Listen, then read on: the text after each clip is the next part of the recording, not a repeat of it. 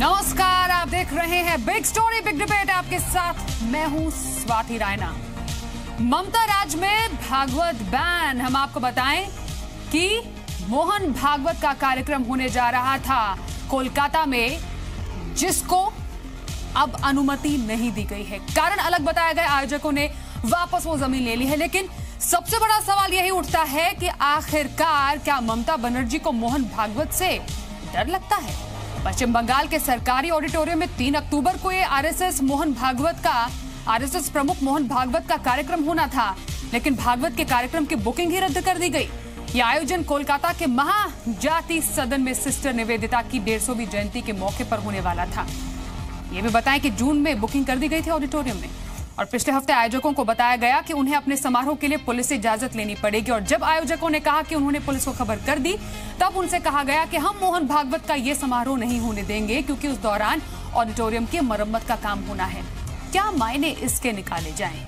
इस पर चर्चा करेंगे बिग स्टोरी बिग डिबेट में। यह आज की पहली डिबेट है। आज हम आपको बताएं 1 घंटे में हम 2 डिबेट पर नजर डालेंगे, लेकिन उससे पहले ये रिपोर्ट।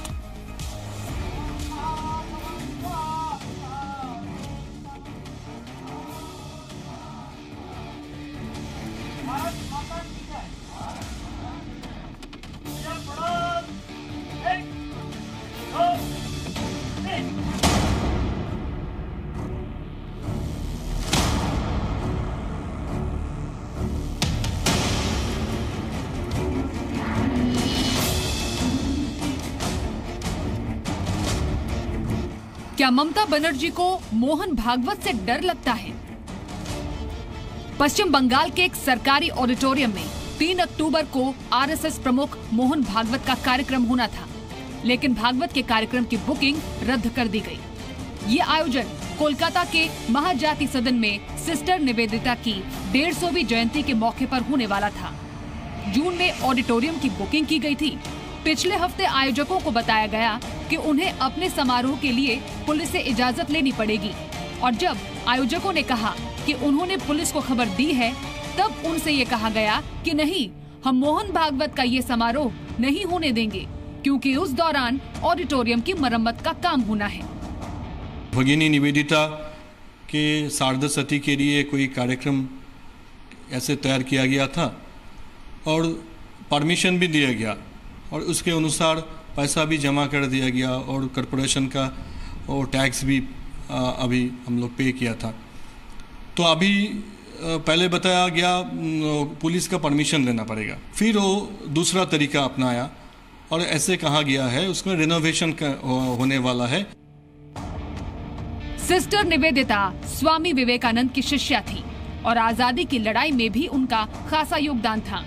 उन्होंने भारत के लिए अपना खुद का देश छोड़ दिया, अपने असली नाम का भी त्याग कर दिया, और यही की होकर रह गई।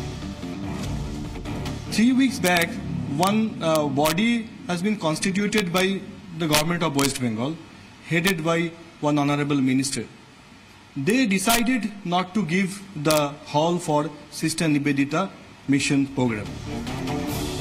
अगर ऐसा नहीं है तो क्यों पश्चिम बंगाल की ममता बनर्जी सरकार इसमें राष्ट्रीय प्रतीकों को महत्व न देते हुए अपने राजनीतिक विरोधी को देख रही है? क्या ममता बनर्जी सरकार राष्ट्रीय स्वयंसेवक संघ के प्रमुख को कोलकाता में ऐसा कोई कार्यक्रम करने से रोकना चाहती हैं? आप विचार रखना चाहें तो संविधान के अंदर ही रख सकते हैं, लेकिन आरएसएस के चीफ जिस तरीके के विचार रखते हैं, जो जबान बोलते हैं, उससे हालात खराब होने का खतरा हमेशा रहता है। और ये जिम्मेदारी प्रशासन की होती है कि किन हालात में इजाजत दी जाए, किन हालात में ना दी जाए। संदेह इसलिए बढ़ जाता है क्योंकि इसके पहले भी कोलकाता में भागवत का कार्यक्रम होने से मना कर दिया गया, और इसके पहले भी गैर बीजेपी राज्यों में मोहन भागवत के समारोह को रोकने की कोशिश की गई है। आज इसलिए हम ये सवाल पूछ रहे हैं कि क्या मोहन भागवत सचमुच इस देश में माहौल बिगाड़ रहे हैं, या फिर ममता बनर्जी मोहन भागवत से डरती हैं? पश्चिम बंगाल का सरकार हो, कोई भी सरकार हो, इलीगली किसी को आप कार्रवाई नहीं कर सकते हैं, और लीगली कोई आदमी काम कर रहा है तो उसको आप इलीगल तरीके से नहीं रोक सकते हैं। ये गलत बात है। आज बिग स्टोरी बिग डिबेट का पहला सवाल, क्या ममता बनर्जी भागवत से डर गई हैं? दूसरा सवाल, क्या बंगाल में अभिव्यक्ति की आजादी नहीं है? तीसरा सवाल, क्या कट्टरपंथियों को खुश करने के लिए ऐसा किया गया है?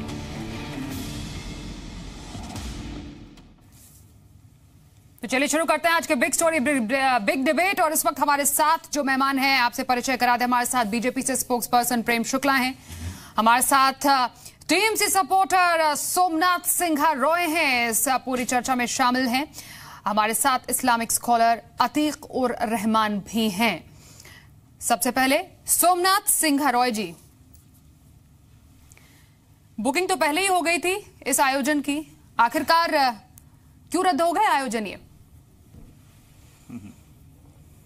नहीं, एक्चुअली ये आप लोग को मालूम होना चाहिए जी, हर पूजा का टाइम ये मौजूद सदन रिनोवेशन का काम चलता है। ये पहली बार नहीं हुआ, ऐसा नहीं हुआ मोहन भगवत जी आ रहा है इसीलिए वहाँ पर जो काम चल रहा है वो चालू हुआ, ऐसा नहीं है।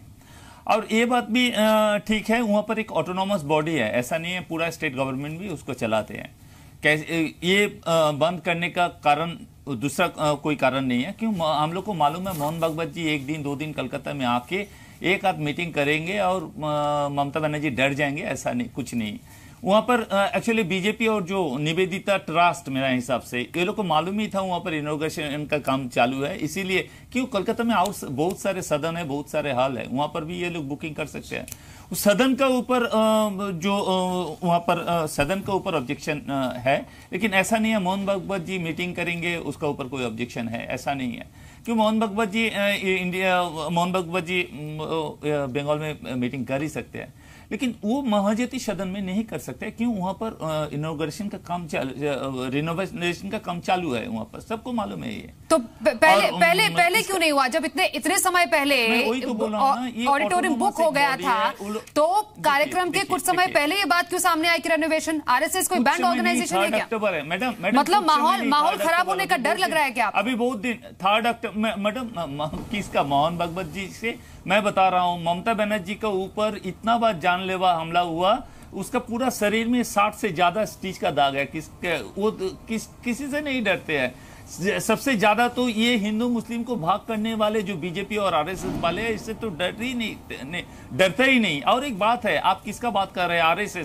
आरएसएस को तो संविधान, इसको भारत का कोई ऐसा दल नहीं सोचता है जो इलेक्शन में खड़ा हो सकता है। क्यों? इलेक्शन में खड़ा होने के लिए वो हिंदू मुस्लिम सिख ईसाई सबके लिए बराबर है, ऐसा पार्टी इलेक्शन में खड़ा हो सकता है। आपको मालूम है आरएसएस इलेक्शन में खड़ा ही नहीं हो सकते इंडियन संविधान के हिसाब से।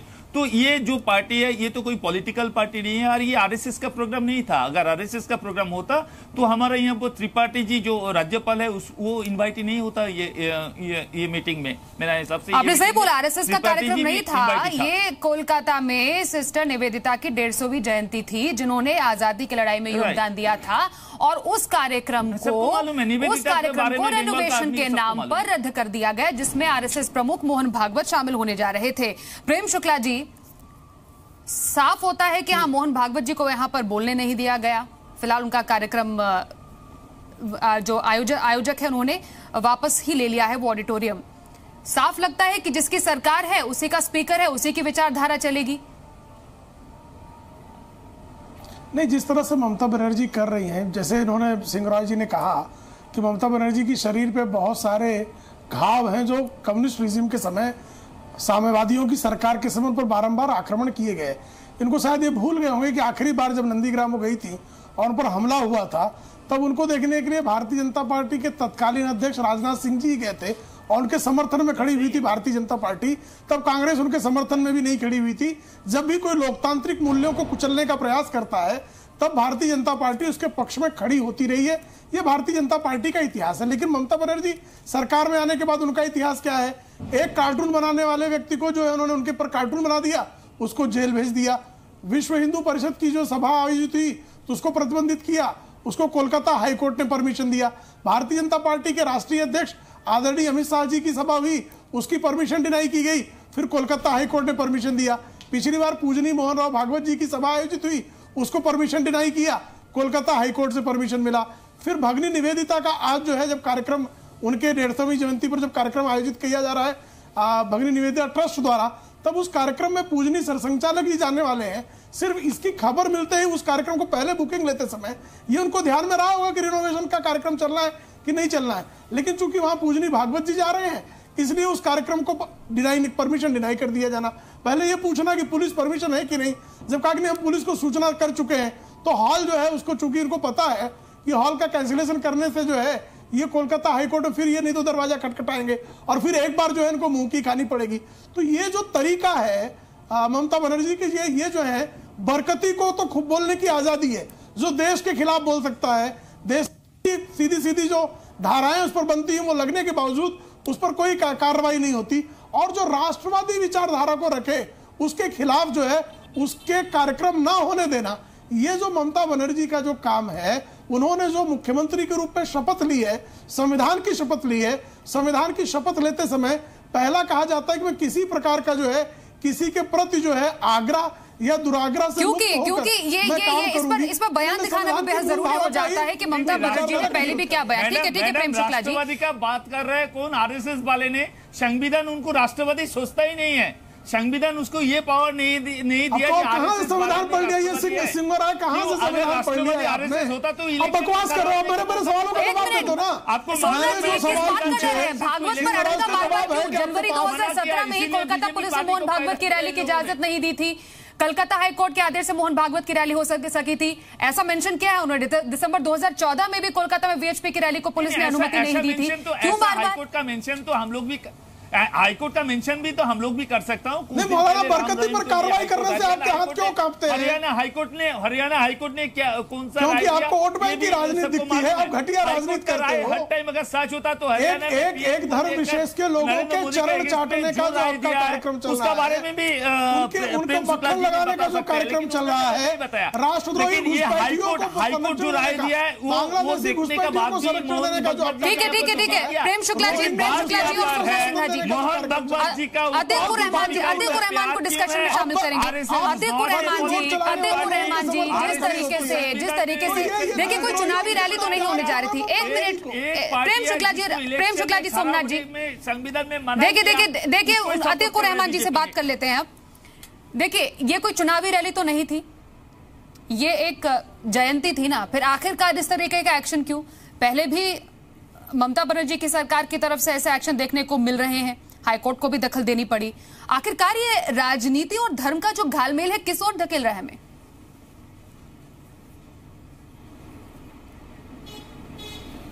जी बिल्कुल सही कहा आपने।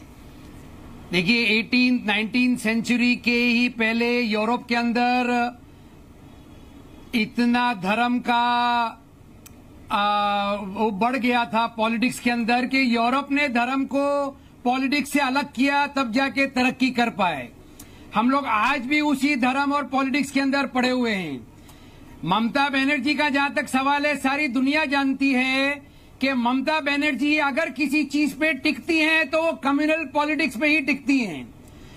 जो काम ममता बनर्जी वेस्ट बंगाल में करती हैं वही काम योगी आदित्यनाथ यूपी में करते हैं, और वही काम मोदी और अमित शाह पूरे के पूरे भारत में करते हैं। ये सारी के सारी पॉलिटिकल पार्टीज 2 सेकंड में जो है बैंड हो सकती हैं अगर हम इलेक्टोरल रिफॉर्म्स इस देश में ले आए तो। मुझे याद है मैडम TN सेशन ने प्रपोज किया था सबसे पहले कि राजनीति को इस्तेमाल करना वोट हासिल करने के लिए, ये जब तक के बंद न होगा ये राजनीति इसी तरह से लोगों की जान लेती रहेगी। तो हमारा मेन मुद्दा आज ये रहना चाहिए कि पार्लियामेंट के अंदर ये धर्म को राजनीति से अलग करने के लिए जो 20 साल से हमारा एक लॉ पड़ा हुआ है, इसको पारित क्यों नहीं किया जाता है?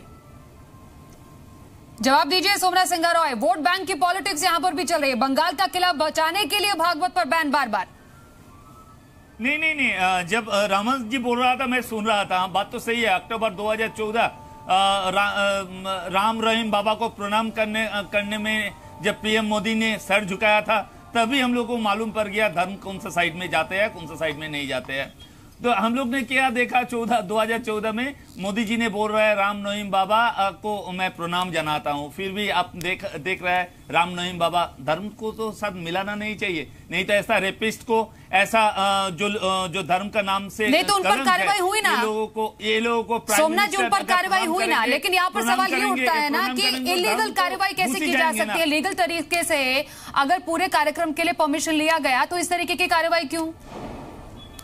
मैडम अगर परमिशन ले गया उन्होंने लिया था तो परमिशन अभी कैंसिल हुआ। जब लिया था तब प्रॉब्लम, आप लोग ने एक बार भी नहीं बोला क्यों परमिशन दिया। आप लोग बोल रहे हैं परमिशन क्यों खरीद किया, कुछ तो कारण है। मैं तो पहले से बता रहा हूं, एक मोहन भागवत, एक अमित शाह, एक वो सिद्धार्थनाथ सिंह आता था यहाँ पर, भाग ममता भाग स्लोगन देता था। देखो अभी यूपी का स्वास्थ्य मंत्री हर रोज बच्चा मर रहा है लेकिन वो नहीं भाग रहा है, वो यूपी में अभी भी गिरा हुआ है, वहां पर बैठा है। तो ऐसा कोई भी आके यहाँ पर बंगाल से ममता बनर्जी को अलग करेगा, ये सोचना बिल्कुल एकदम बेकार है। तो मतलब साफ तो यही हो गया ना कि जिसकी सरकार उसकी विचारधारा, जिसकी सरकार उसका स्पीकर, किसी और की सरकार की विचारधारा का स्पीकर किसी दूसरे स्टेट में नहीं बोलेगा। चलिए अपनी अपनी बात अपने अपने राज्य में करते रहिए। मैडम बात तो यही हो गई ना। खतरा है मैडम, खतरा आरएसएस से है। हम लोग जानता हूं, लोकसभा इलेक्शन का टाइम नहीं देखा है, यूपी में दंगा हुआ, 80 सीटों से 70 सीट मिल गया उन लोगों को, आपने नहीं देखा। जब दंगा होते हैं फायदा किसका होता है? बीजेपी। अभी बंगाल में ममता बनर्जी का जो डेवलपमेंट का काम वो लेकर 2016 में 2014 से ज्यादा परसेंटेज आपको लगता है। अभी आप देखिए कैसे भी करके बंगाल में ये घुस नहीं रहा। अभी कुछ तो स्टेप करना पड़ेगा, क्या करेगा? ये लोग हिंदू और मुस्लिम को दंगा में उतारने का कोशिश कर रहा है। आपने ये देखा है मैडम, नूपुर शर्मा इन लोगों का जो आईटी सेल में है, मालदा में क्या किया था? जब बशीरात में जब थोड़ा टेंशन हुआ था, भोजपुरी नहीं एक मिनट सोमनाथ जी प्रेम शुक्ला जी, इस बात से तो शायद आप डिफर नहीं होंगे कि आजादी की लड़ाई में सिस्टर निवेदिता का बहुत बड़ा योगदान था, जिनके कार्यक्रम में मोहन भागवत जा रहे थे। अब बीजेपी का नहीं था, बीजेपी के नहीं था, नहीं आप बीजेपी के नहीं था, बीजेपी लोग ब्रिटिश का दलाल था। सोमनाथ जी मेरे बात का जवाब दीजिए ना, मेरी बात का जवाब दीजिए। आपने बोला आपने आरएसएस का सवाल उठाया, चलिए ठीक है, तो आप दंगे का आकलन कैसे कर सकते हैं? नहीं था, आ रहा है। आप दंगे का आकलन कैसे कर सकते हैं? ऐसे कैसे बोल सकते हैं कि कुछ ऐसा हो सकता था या कुछ गड़बड़ हो सकती है? बशीरहाट में दंगा होता है, उस पर चुप्पी क्यों? डर जाते हैं? बशीरहाट पर आपका मुंह क्यों नहीं खुलता? बशीरहाट में दंगा जितना हुआ, ये नेशनल चैलेंज में आपका नूपुर शर्मा ने तस्वीर दिखाई, वही तो बोल रहा है। घर के पूरी कॉलोनी जला दी जाती है और ममता बनर्जी को शर्म नहीं आती है, और आप बेशर्मी से ये कॉलोनी जलाने का बाद भोजपुरी फिल्म से आया था। ये कॉलोनी जलाने का पाकिस्तान का फ्लैग से लेकर बशीरहाट के दंगा कराने वाले आपका बीजेपी का आईटी सेल है, वहां से आपका विद्रोह सांप्रदायिक चेहरा पूरा देश देख रहा है। आप घुसपैठियों को, जिहादियों को संरक्षण देने वालों, नकली नोट छापने वालों को संरक्षण देने वालों, क्या आपने बेच दिया है ईमान? आपका ईमान बिक गया, आपका हो गया। प्रेम शुक्ला जी, सोमनाथ जी, एक एक करके बात करेंगे। अडवाणी को अरेस्ट करते हैं, उसको आप लोग यहाँ पर मिनिस्टर बनाते हैं। नहीं, लेकिन क्या कट्टरपंथियों को खुश करने के लिए ये रोक लगाई गई? कट्टरपंथियों को खुश करने के लिए कदम उठाए जा रहे हैं। अतीकुर रहमान जी, सोमनाथ जी एक मिनट जाइए। सोमनाथ जी, मल्ला रायगंज में वहां पर हमारा एमएलए एमपी नहीं है, वहां पर कांग्रेस का है और सीपीएम का है, जहां पर सबसे ज्यादा मुस्लिम है। अगर मुस्लिम को खुश करने का बात आता तो मुर्शिदाबाद, मालदा, रायगंज। भगिनी निवेदिता के बारे में हम जवाब अतीकुर रहमान जी जवाब देंगे। अतीकुर रहमान जी जवाब देंगे। आपका दिमाग ठीक नहीं है। ये जो अतीकुर रहमान जवाब देंगे। अतीकुर रहमान जवाब देंगे, उसके बाद राशिद दलवी जी के पास जाएंगे। कांग्रेस के सीनियर लीडर हमारे साथ जुड़ गए हैं, लेकिन अतीकुर रहमान जी पहले जवाब दीजिए।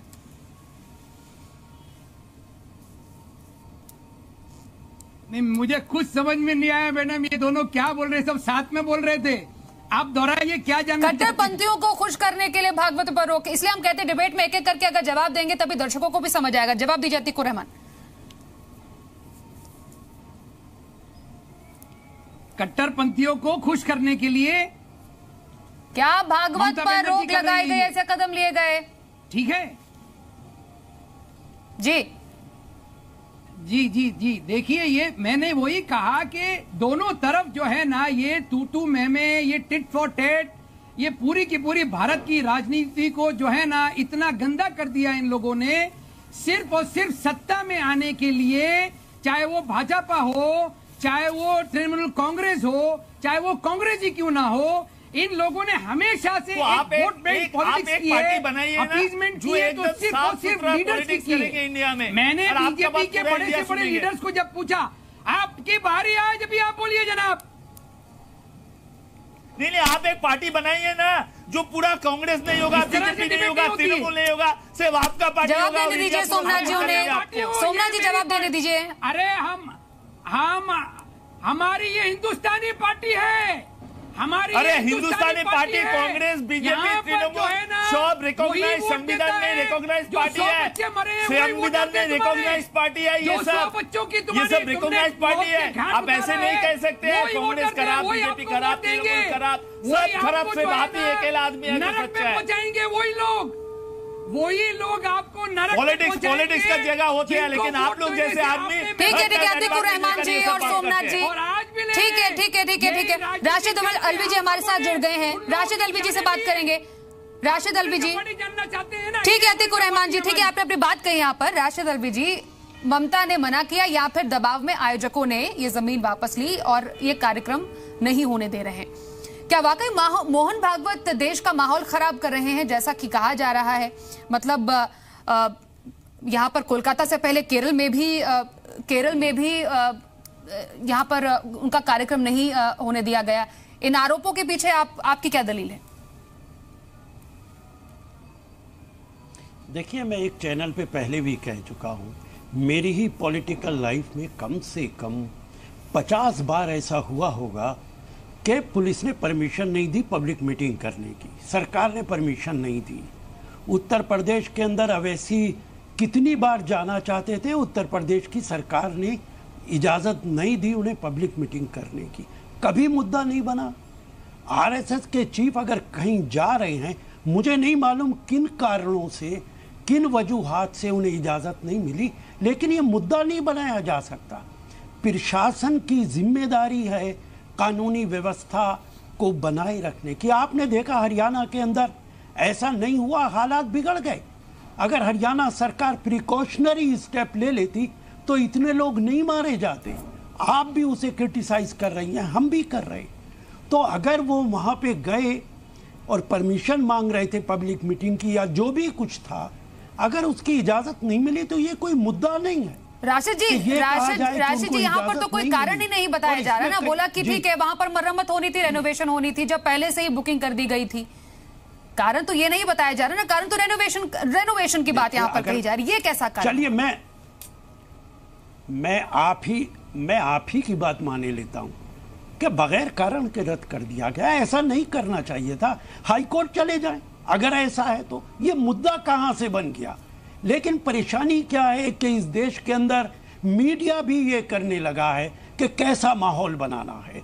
आरएसएस का चीफ है, जिसकी सरकार है, बीजेपी का मुख्यमंत्री है, उन्हें कैसे रोका जा सकता है? देश के अंदर कानूनी व्यवस्था है, क्यों नहीं रोका जा सकता? और बिलाशुबा वो जो कुछ बोलते हैं उससे देश के हालात खराब होते हैं। मेरे पास उनका वीडियो है जो चलाना भी मुश्किल हो जाएगा। इस तरीके के हालात के देश के अंदर कम्युनलिज्म फैलाया जाए, देश के अंदर हिंदू मुस्लिम को लड़ाया जाए, ये सब अगर कोई भी राजनीति करेगा, चाहे हिंदू हो चाहे मुसलमान हो, उसे रोकना मतलब ये वजह आप मानते हैं कि जिस वजह से रैली नहीं होनी चाहिए, आग नहीं लगाई जा सकती, ये वजह आपने मानी जिससे रैली नहीं होनी चाहिए। सोमनाथ सिंह हरौई,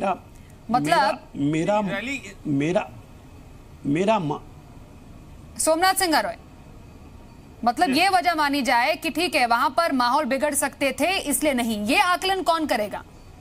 क्योंकि बात तो यही बार बार हो रही है, चुनावी रैली थोड़ी होने जा रही थी वहां पर। ये लोग तो मैडम बंगाल में ममता बनर्जी का राज है, ये सब करने से कुछ नहीं होगा यहाँ पर। ये मुद्दा ही नहीं है। मुद्दा है वहाँ पर रेनोवेशन का काम चल रहा है, वहाँ पर सराई का काम चल रहा है, हर साल होता है मैडम। मैं तो बोल रहा हूँ 3 अक्टूबर में उसका मीटिंग है ना, कलकत्ता में और सारे सदन है, हॉल है, बराबर अच्छा हॉल है, वहां पर भी ये लोग ये मीटिंग कर सकते हैं। ऐसा नहीं है, क्यों? उन लोगों को पता था यहाँ पर ऑब्जेक्शन आ सकते हैं, यहाँ पर वो सराय का काम हो रहा है, कोई यहाँ पर कंट्रोवर्सी बांध सकते हैं, इसीलिए ये सब बीजेपी और आरएसएस वाले ने ये सब किया। ऐसा एक मोहन भागवत आएगा यहाँ पर हिंदू मुस्लिम को अलग करेगा, हम लोग सोचता ही नहीं। मतलब क्या कोलकाता में से मौलाना बरकती को बोलने की छूट मिलेगी? ऐसा है, ऐसा उसका तोड़ना एकदम असंभव है। हिंदू मुस्लिम मतलब किसी को बोलने का हक है और किसी का कार्यक्रम रद्द कर दिया जाएगा, ये हम बिल्कुल निष्पक्ष बात कर रहे हैं। सबको बंगाल में सबको बोलने का सब कोई बोल सकते हैं। मोहन भागवत जी ने मीटिंग नहीं किया उस टाइम ने, कुछ कारण था, हाँ हाईकोर्ट से परमिशन लिया। अलवी जी तो सही बोला है, कोर्ट खुला है, वहां पर जाइए, फिर भी परमिशन ले आइए। नहीं तो अगर वहां वही मुआवजती सदन में परमिशन नहीं दे सकते हैं, क्यों? वहां पर सचमुच वहां पर काम चल रहा है। दूसरा तो हॉल है, सदन है मैडम। मतलब बार-बार अब इस मसले पर हाईकोर्ट का दरवाजा खटखटाना पड़ेगा। प्रेम शुक्ला, करेंगे तो ये सब नेशनल चैनल में आएंगे कैसे? ये लोग कैसे बोलेंगे ममता बनर्जी हिंदू? मतलब हर बार हाईकोर्ट का दरवाजा खटखटाना पड़ेगा। प्रेम शुक्ला, एक मोहन भागवत, एक अमित शाह, एक कैलाश बैरागी, एक स्वाति जी, सबसे हास्यास्पद बात मुझे आदरणीय राशिद अलवी की लगी। राशिद अलवी ने यह कहा कि इस मुद्दे पे चर्चा ही नहीं हो सकती है और मीडिया के लोग जो है इसको इश्यू बना रहे हैं।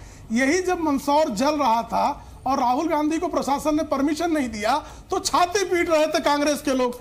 यानी राहुल गांधी को परमिशन न देना लोकतंत्र की अवमानना है, लेकिन अकारण बिना कोई प्रॉपर कारण के हॉल का रद्द किया जाना, इस पर चर्चा भी आपने नहीं करनी चाहिए। चर्चा वही करनी चाहिए जो राशिद अलवी और राहुल गांधी कहें। इसके अलावा अगर आपने चर्चा किया तो ये मीडिया का एजेंडा है। राशिद अलवी जी कुछ कहना चाह रहे हैं कि वहां पर राशिद अलवी जी कुछ कहना चाह रहे हैं। देखिए इन्होंने तो खुद ही कह दी, उत्तर प्रदेश में आपकी सरकार है तो आप तो रोक सकते हैं, ममता बनर्जी की सरकार है तो वो आपको नहीं रोक सकती। अगर आप रोक सकते, हमने रोका नहीं, फिर नहीं रोका, हमने रोका नहीं। और हाईकोर्ट बार बार परमिशन दे ये आप कह रहे हैं, मतलब हम हर बार राहुल गांधी की हमेशा जो है वो रैली की परमिशन रद्द कर दिया करें और आपको हाईकोर्ट से, लेकिन सरकार किस लिए? प्रेम शुक्ला जी, राशिद जी को बात पूरी करने दीजिए। ममता बनर्जी के पापों पर प्रेम शुक्ला जी आपने बात रख ली, राशिद अलवी जी बात पूरी कीजिए। नहीं स्वाति, आप तो ऐसे मुझे सवाल नहीं पूछ रही है, मुझे लगता है मुझे डिबेट में भी क्यों बैठा रखा। प्रेम शुक्ला जी, पूरा मौका आपको दिया गया, राशिद अलवी जी को बोलने तो दीजिए। ऐसे आपको फिर से मौका मिल जाएगा ना, इतनी देर से 4 लोग के बोलने के बाद बहुत नहीं, आपकी इच्छा हो तो मैं कहिए तो मैं चुप रह जाऊं, टेप सीलो टेप लगा लूं। अभी एक और डिबेट है, हमें एक और डिबेट करनी है, इसके बाद बोलने का मौका खूब मिलेगा, बात उन्हें पूरी करने दीजिए। राशिद अलवी जी, देखिए मेरा कहना यह है, मुझे नहीं मालूम किन हालात में ममता बनर्जी ने रोका है, सरकारें रोकती हैं। हालात बता रहे हैं आपको ना, उसको जरा सुन लीजिए। क्या हमने राहुल हालात स्वाति ने बताया आपको? प्रेम शुक्ला जी, आप दिल्ली में बैठे बैठे हालात को मालूम नहीं पड़ेंगे बंगाल में? नहीं, बंगाल में हालात खराब है, राष्ट्रपति शासन लगाना चाहिए। खराब है, बहुत बुरा हालात है, कानून व्यवस्था ठीक नहीं है आपका। आप लीजिए, अभी आप कह रहे बंगाल का हालत हमको नहीं पता, बच्चे हॉल क्यों कैंसिल कर दिया? वो सीधा सवाल पूछा आपसे, आप तो जला के मार देते हो।